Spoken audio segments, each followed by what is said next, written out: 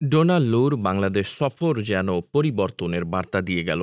সব ক্ষেত্রেই ডোনাল্ড লু মার্কিন নীতির পরিবর্তিত অবস্থার একটি জানান দিলেন। ডোনাল্ড লুর এই সফরের শেষ প্রান্তে সাংবাদিকদের তিনি বলেছেন, অতীতের তিক্ততা ভুলে আমরা সামনের দিকে এগোতে চাই। মার্কিন যুক্তরাষ্ট্র তার বাংলাদেশ নীতি সম্পূর্ণ যে বদলে ফেলেছে সেই বার্তাটি দেওয়ার জন্যই ডোনাল্ড লু বাংলাদেশ সফর করেছিলেন। এই পরিবর্তিত অবস্থার কারণ কি সে ব্যাপারে কূটনৈতিক মহলে নানামুখী আলাপ আলোচনা চলছে। নানা কারণ নিয়ে তারা ব্যাখ্যা বিশ্লেষণ করছেন। তবে অধিকাংশ কূটনীতিক মনে করেন, বাংলাদেশে চীনের আধিপত্য প্রভাব ঠেকানোর জন্যই মার্কিন যুক্তরাষ্ট্র মূলত তার কৌশল পরিবর্তন করেছে। ডোনাল্ড লু এবার বাংলাদেশ সফরে কেবল যে তার কৌশল পরিবর্তন করেছেন তাই নয়, তিনি সরকারের সঙ্গে যে সম্পর্ক এগিয়ে নিতে চান সেই বার্তাও দিয়েছেন। আওয়ামী লীগের প্রভাবশালী এবং প্রধানমন্ত্রী অত্যন্ত ঘনিষ্ঠ উপদেষ্টা হিসেবে পরিচিত সালমান এফ রহমানের বাসায় নৈশভোজ এবং তার সঙ্গে আনুষ্ঠানিক বৈঠক, বিএনপির সঙ্গে আনুষ্ঠানিক কোনো সাক্ষাৎ না করা, মার্কিনপন্থী সুশীলদেরকে এড়িয়ে যাওয়ার মধ্য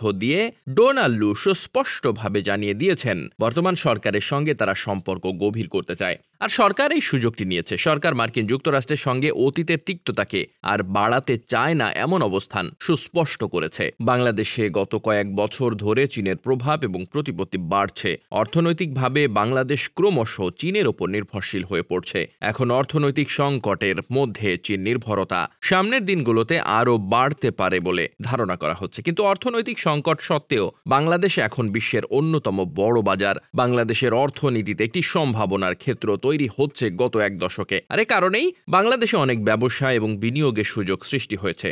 যেমন যুক্তরাষ্ট্র বাংলাদেশে বোয়িং বিক্রি করতে চায়, বিমান কেনার জন্য বাংলাদেশ যুক্তরাষ্ট্রের সঙ্গে আলোচনা করেছে। তেমনি ফ্রান্সের এয়ারবাস কেনার বিষয়টি নিয়েও আলাপ আলোচনা অনেক দূরে গিয়েছে। বাংলাদেশের গভীর সমুদ্র বন্দর, তেল গ্যাস অনুসন্ধানের বিষয়টিও সামনে এসেছে। এখানেও একাধিক মার্কিন কোম্পানি আগ্রহী। মার্কিন যুক্তরাষ্ট্র মনে করছে এ সমস্ত ব্যবসাগুলো যদি বাংলাদেশ থেকে তারা পেতে চায় তাহলে সরকারের সাথে সম্পর্ক করার কোনো বিকল্প নেই। আর অন্যদিকে বাংলাদেশে চীনের অর্থনৈতিক প্রভাব এখন রাজনৈতিক প্রভাবের দিকে রূপান্তরিত হচ্ছে। অর্থনৈতিকভাবে বাংলাদেশের মেগা প্রকল্পগুলোতে চীন কেবল অংশীদার নয়, এখন রাজনৈতিক বিষয়ে তারা আগ্রহ দেখাচ্ছে। অল্প কিছুদিনের মধ্যে আওয়ামী লীগের একাধিক দল চীন সফরে যাচ্ছে। বিশেষ করে বিভিন্ন অঙ্গ সহযোগী সংগঠনের নেতৃবৃন্দের একটি দলের চীন সফর এবং এরপর কাজী জাফরুল্লাহর নেতৃত্বে দলের চীন সফরের বিষয়টি মার্কিন যুক্তরাষ্ট্রের কূটনীতিকদের নজর এড়ায়নি। আর এ কারণেই তারা মনে করছেন যে বাংলাদেশে চীনের প্রভাব বলয় যেন বৃদ্ধি না হয়,